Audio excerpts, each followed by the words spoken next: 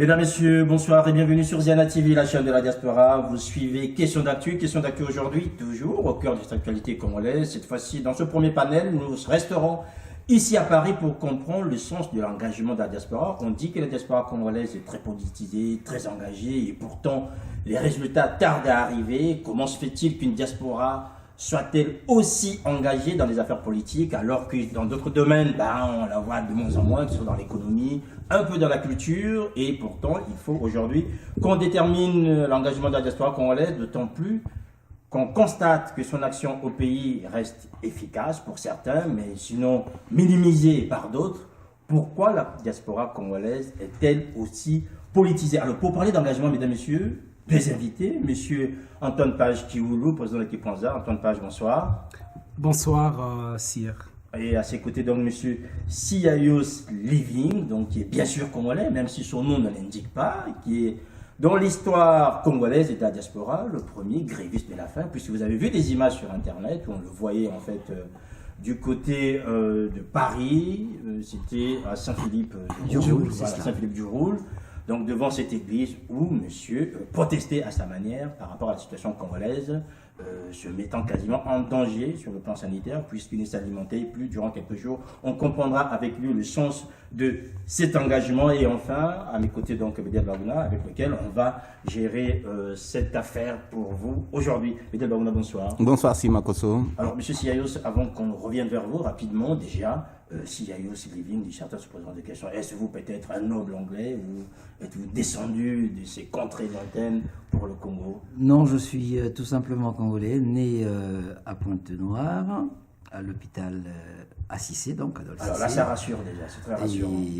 Et donc, il y a une consonance comme ça, grecque, mais qui n'a rien à voir. C'est un nom purement congolais, ce qui veut dire tout le pays est un, voilà le sens de mon nom. Donc ça signifie que vous êtes toujours avec nous, Siyayos Living, c'est ça? C'est cela. Alors, Bédel Baouna, l'engagement, c'est quoi exactement? Parce qu'on parle de cette diaspora congolaise très engagée, c'est quoi exactement? Comment comprendre l'engagement aujourd'hui? Vous me posez deux questions là. Qu'est-ce que on l'engagement? Et puis une question d'analyse. Comment comprendre l'engagement? Mais si vous voulez, pour parler de l'engagement, vraiment franchement, de façon globale, pas de façon spécifique, j'ai en mémoire une phrase d'une grande dame du XXe siècle, en l'occurrence Sœur Emmanuelle. Donc nous l'avons tous connue pour nous qui sommes ici à Paris. Et quand on lui demandait, ou bien quand on lui posait la question de savoir qu'est-ce que l'engagement, je vais essayer de la paraphraser. Elle disait, l'engagement, c'est être partie active dans un combat pour une cause de valeur. Donc, bien sûr, la décision ayant été prise librement et lucidement. Donc, l'engagement, c'est tenir les coups, c'est tenir le coup à travers les obstacles. Et elle citait alors un philosophe doublé d'un despote du IIe siècle, en l'occurrence Marc Aurèle, qui disait que l'obstacle et matière à action. Donc on voit bien que dans l'engagement, il faut qu'il y ait d'abord un investissement personnel, donc ce qui relève de l'éthique. Il faut qu'il y ait la décision, donc la raison, et puis ensuite, il faut qu'il y ait un paramètre ou bien des paramètres, par exemple les obstacles. Donc c'est tout ça qui fait l'engagement.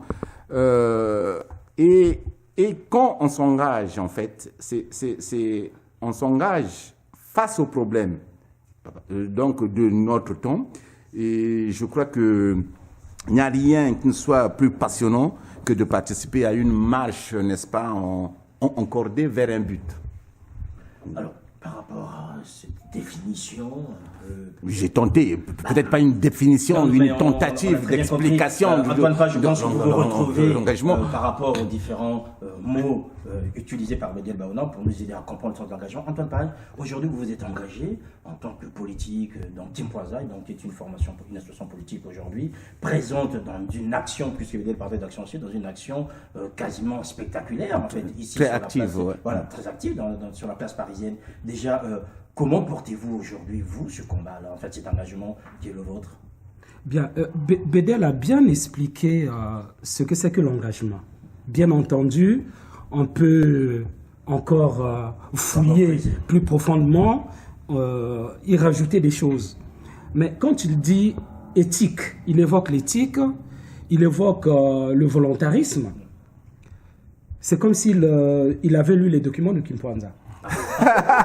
Est-ce que c'est pas un membre caché de Kimpanza? Est-ce que c'est pas un membre caché de Kimpanza? Vous savez, Kimpanza est depuis longtemps installé dans le paysage politique de la diaspora, qu'évidemment, ses idées ont pu émerger ici.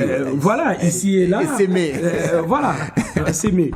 Donc, la philosophie d'action de Kimpanza, c'est le Kimuntu.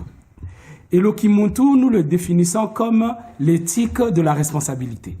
Voyez-vous, il ne peut pas y avoir d'engagement si on n'est pas responsable de ses actes, si on n'est pas responsable de, j'ai envie de dire même de ses rêves.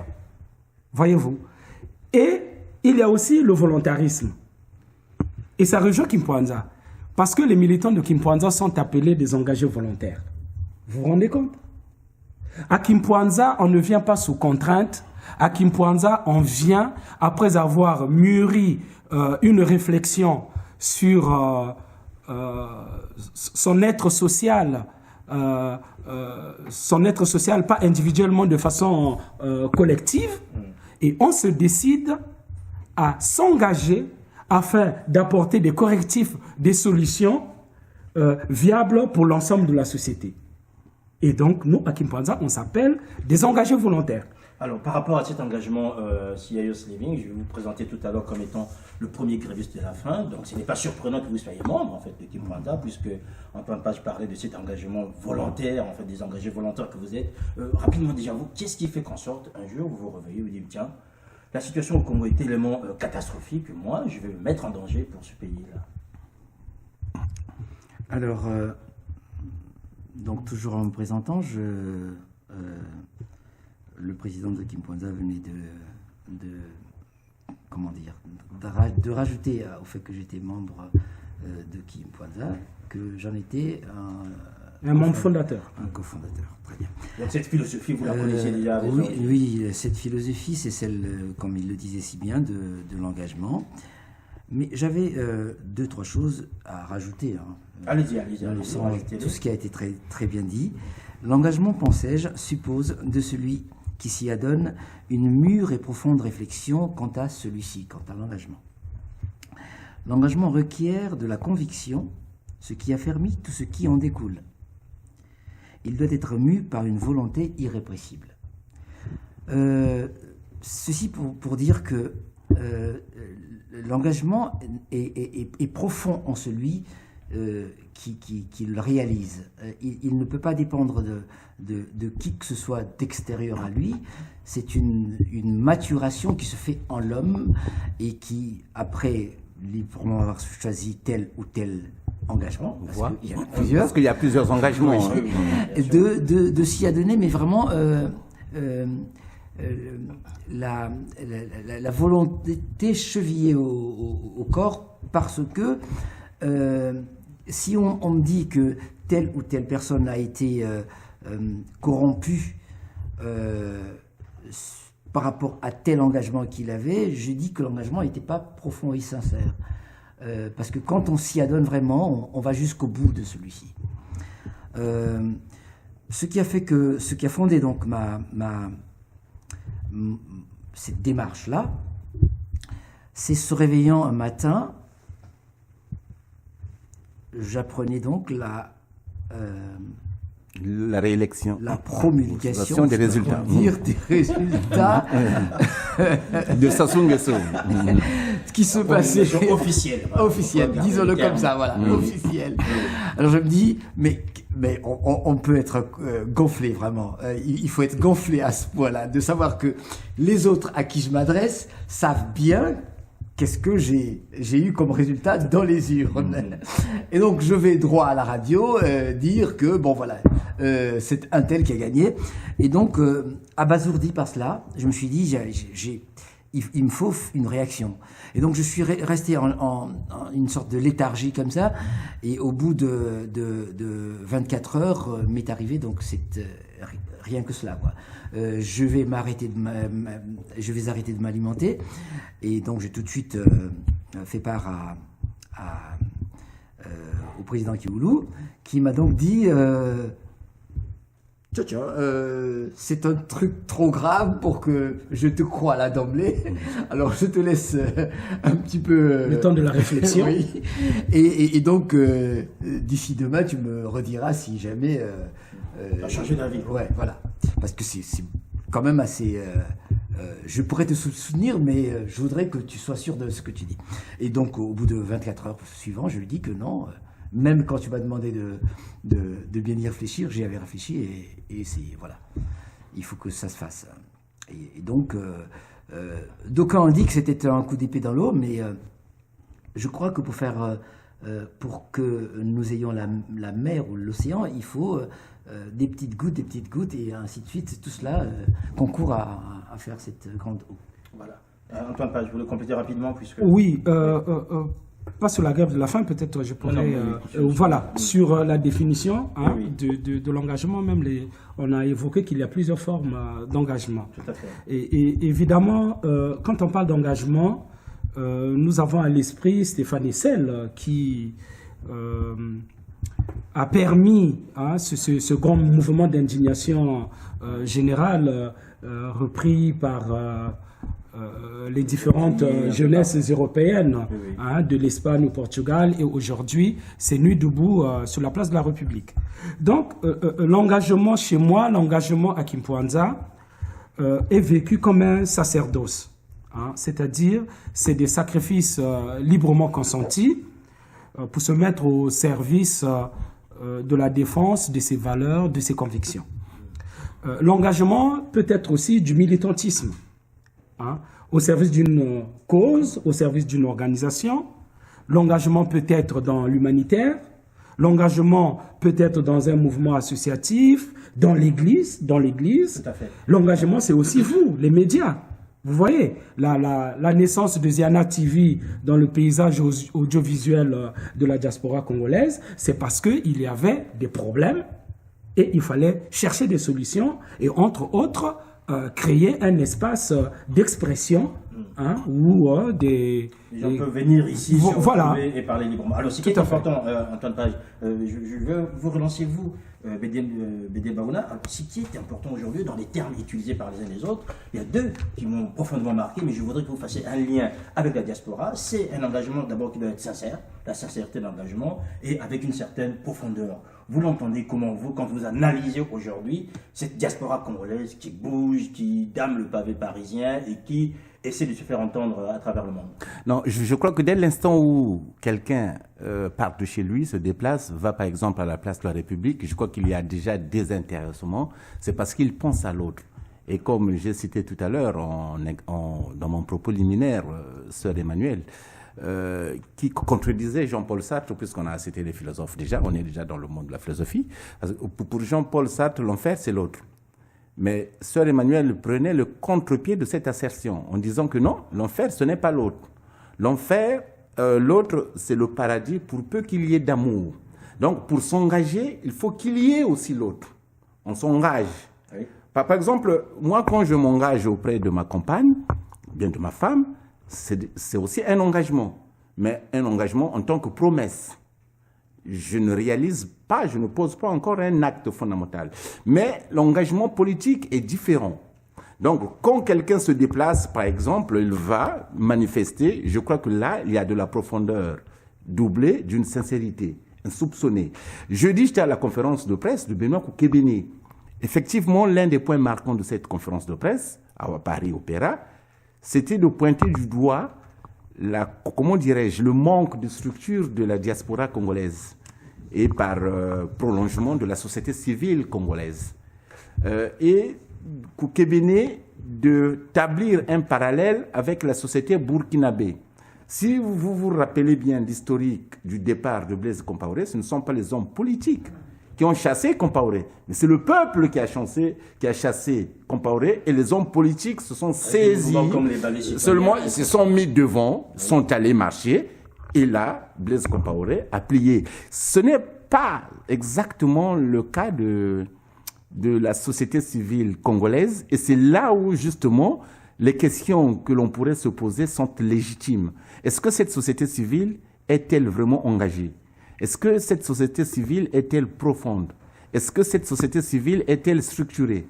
Et c'est là, justement, toutes les questions que l'on est en droit de se poser. Alors, on n'aura peut-être pas toutes les réponses par rapport à ces questions, mais Antoine Page, j'aimerais juste, vous qui êtes engagé au sein d'Équipe Kwanza, on sait exactement le combat qui est le vôtre depuis des années ici sur Paris. Depuis 1990. Voilà, mais vous savez qu'après vous, il y a eu énormément de structures qui sont créées, venues compléter en fait cette diaspora engagée. Or, depuis les années 90 à ce jour, vous me direz qu'on constate peu de résultats. Est-ce que vous, Antoine Page, vous croyez que cet engagement est sincère et profond, tel que l'estime aussi Bédé Baouna?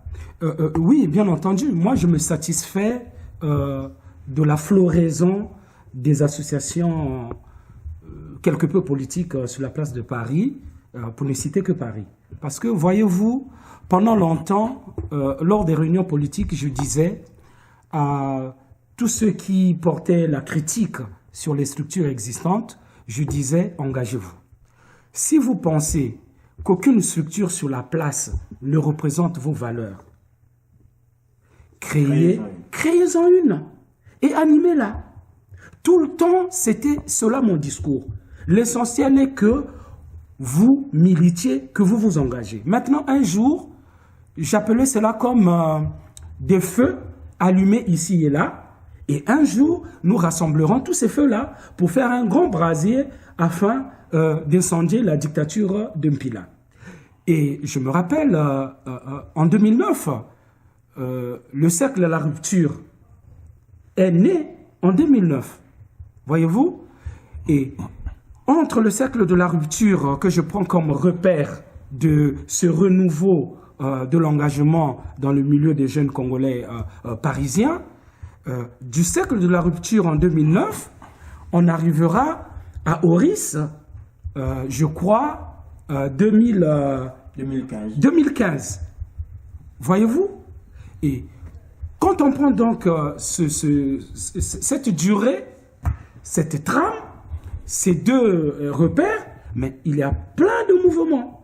Entre autres, les indignés 242. Alors moi, ce que je voudrais, je comprends très bien, mais ce que je veux que vous nous disiez aujourd'hui, est-ce que là aussi, vous trouvez qu'il y a de la sincérité, de la profondeur, parce que les trahisons, les coups bas, ça ne manque pas. Je veux dire, aujourd'hui, organiser une manifestation à Paris devient quasiment domaine réservé à certains. Mais non. Monopole des manifs. Mais non, mais non. Si vous permettez, Antoine Page. Vous savez, cette histoire du monopole de l'organisation des manifs, écoutez, je disais que moi, je suis satisfait.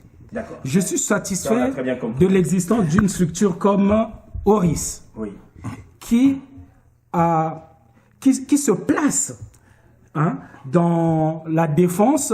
Oris est un observatoire. Voyez-vous? Un observatoire, il faut le dire vite. Oui, c'est un observatoire. Vous avez les indignés 242.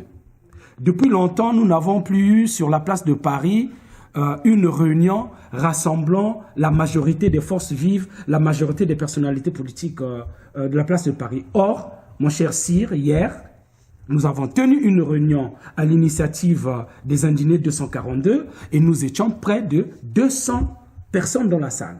Il y avait toutes les personnes, même Marcel Nguitoukulu, qu'on n'avait plus jamais vu sur la place de Paris, il y était.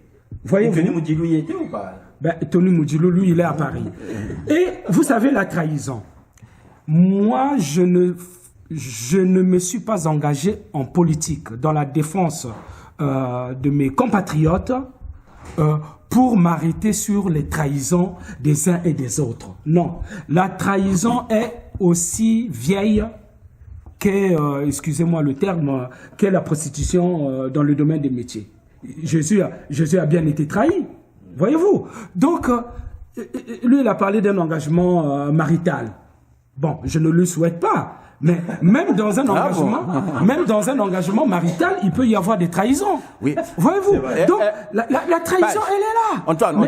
Il faut continuer, son chemin, il faut continuer sa route, il faut continuer son combat. Je voudrais rebondir sur son propos. Avoir la sociologie politique de la diaspora congolaise, je crois, à s'y méprendre, elle reflète celle du Congo au Brazzaville. C'est-à-dire, il est difficile d'unir les Congolais comme communier dans un même élan. savez, elle est émiettée, éparpillée. Cette diaspora, même que la société congolaise, ressemble à un archipel d'intérêts. Ce sont des îles qui se juxtaposent, des îles d'intérêts. Chacun défend son intérêt et celle de Paris n'échappe pas justement à cette logique. Mais je voudrais poser une question à Antoine Page. C'est quoi le plus important dans un combat, dans un engagement? Est-ce l'intention ou bien le résultat? Pour moi, c'est l'intention. Ah bon?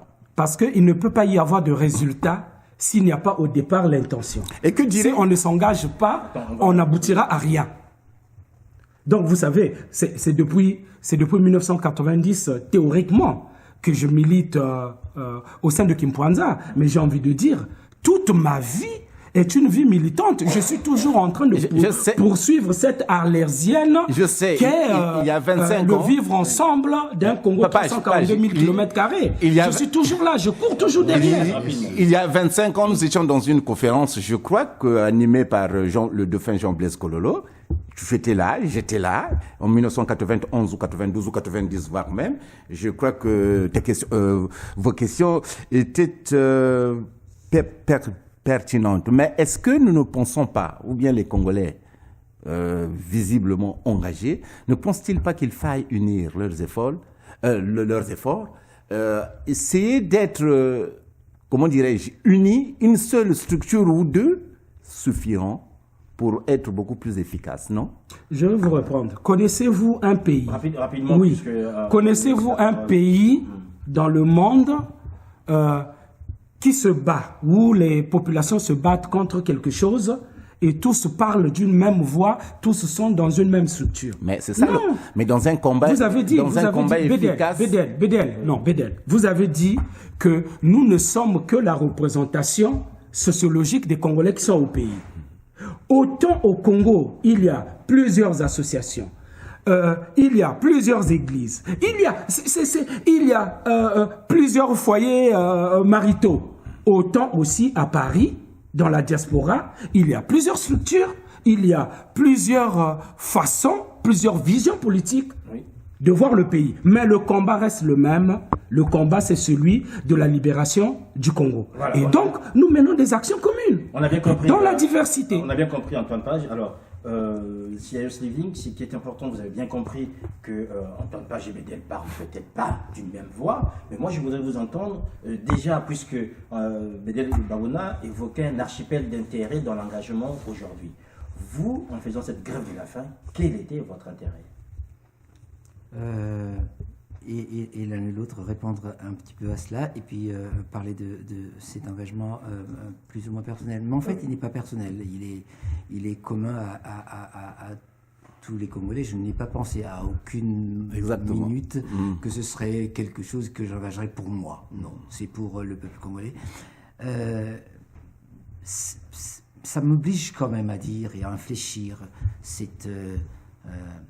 comment dire, ce satisfecit qu'a mon président. Merci. Merci. Merci. Dire que merci.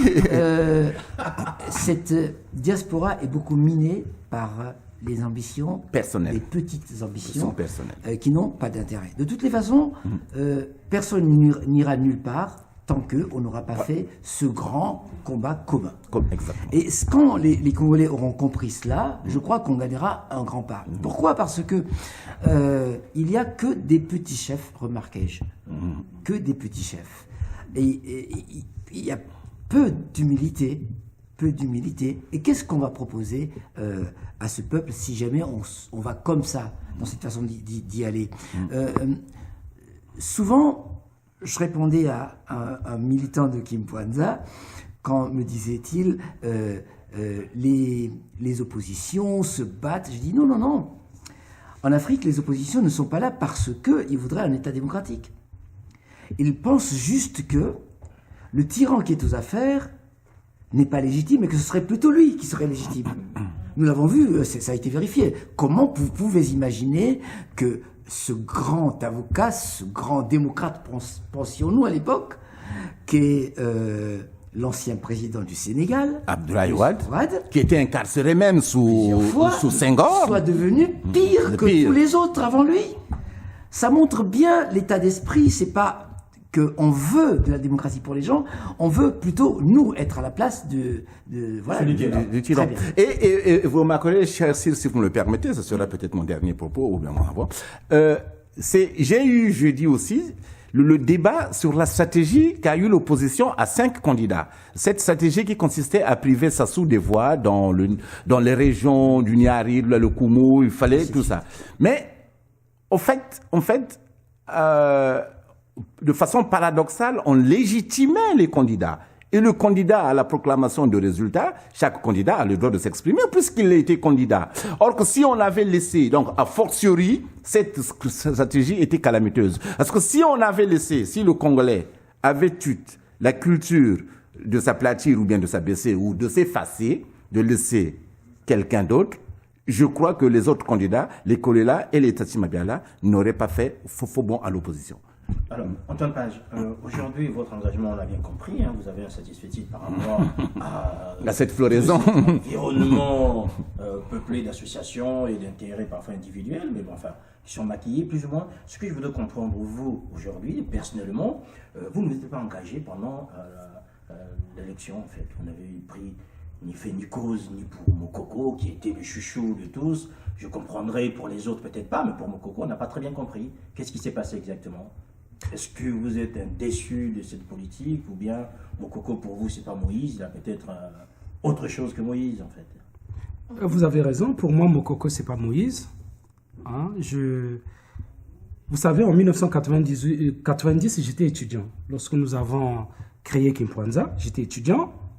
Mais cela n'empêche pas que je suis l'un de ces rares Congolais qui n'ont jamais pris la carte d'un parti politique je les appelle comme ça, ethno-régionaliste.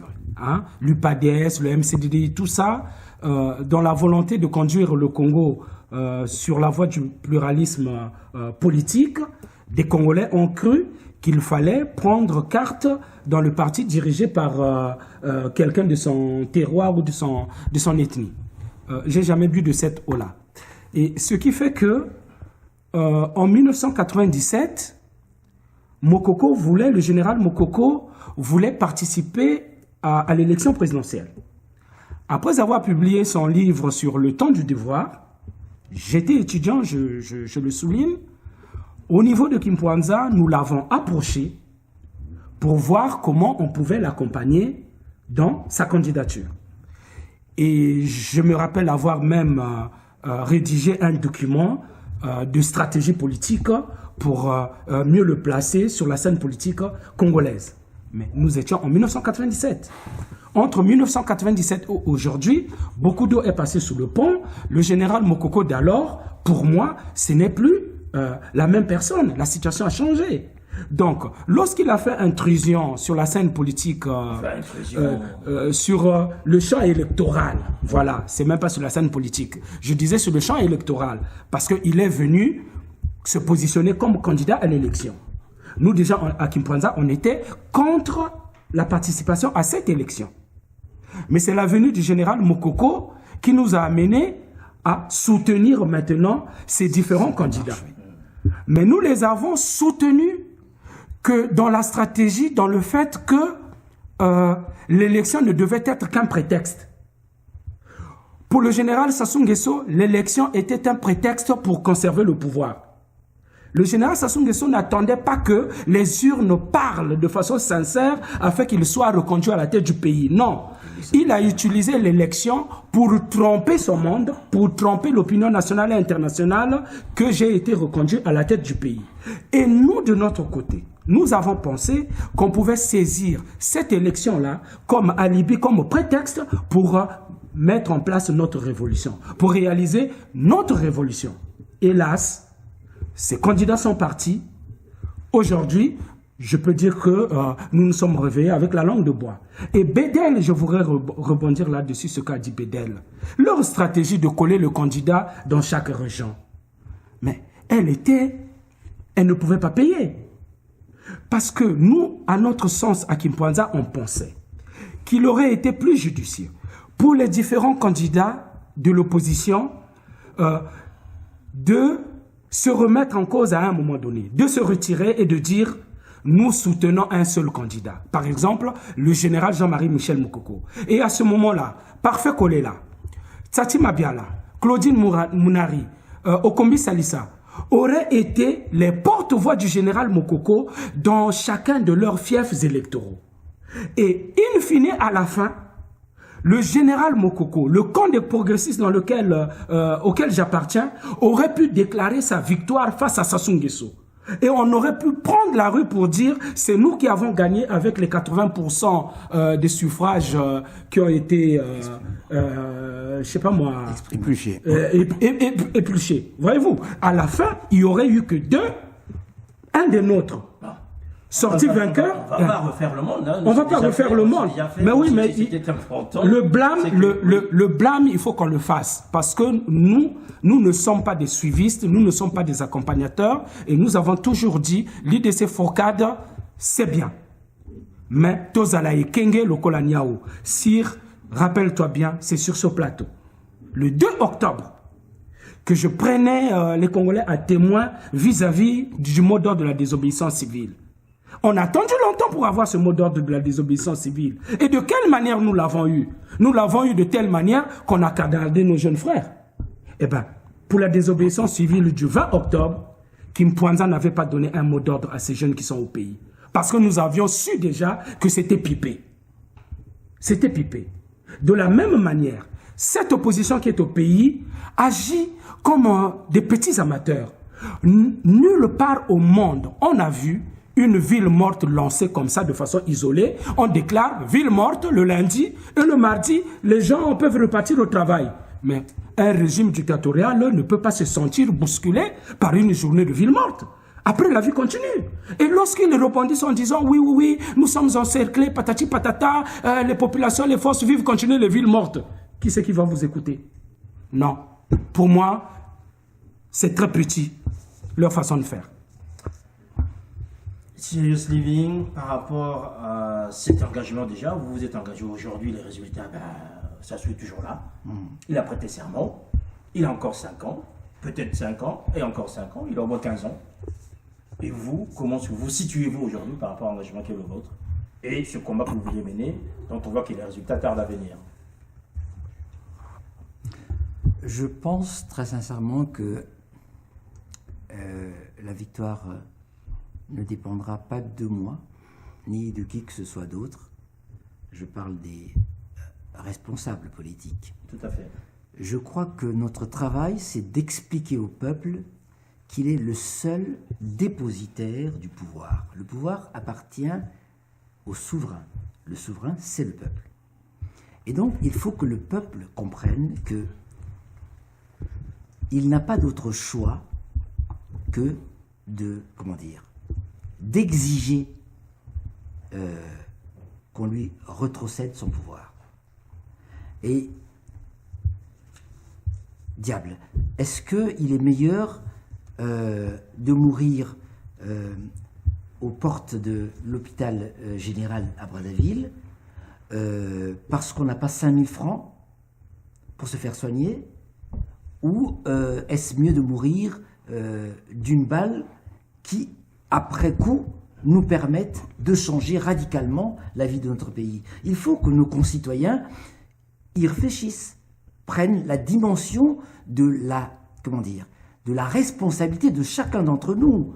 Nous sommes le Congo, et donc mon neveu Paul, Pierre ou Jacques, qui se trouve à Bakongo ou à Talangaï, doit savoir que lui et monsieur l'ancien président du Congo, ils sont propriétaires au même pied d'égalité de ce pays, le Congo.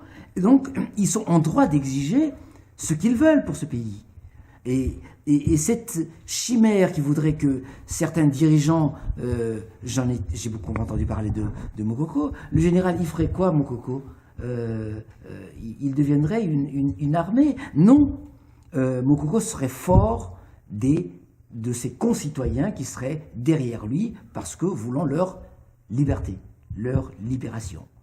Et Et c'est là que se trouve le nœud. Donc notre travail à nous autres, c'est d'expliquer aux populations que nous n'allons pas vers la guerre. Nous n'irons pas vers la guerre. Malgré les provocations, malgré le mensonge sur les ninjas, entre guillemets, malgré tout ça, nous ne prendrons pas les armes. Nous allons demander et exiger le départ de M. Sassou Nguesso. Mesdames, Messieurs, le programme de Zana TV continue. C'était donc ce premier panel. On va accueillir désormais, dans un deuxième temps, Madame Marinta Osséré et Madame Dion Marie-France. Avec elles, nous aborderons la situation dans le pool et surtout revenir sur des faits marquants de l'investiture de Denis Sassou Nguesso le 16 avril dernier. Merci et à tout à l'heure.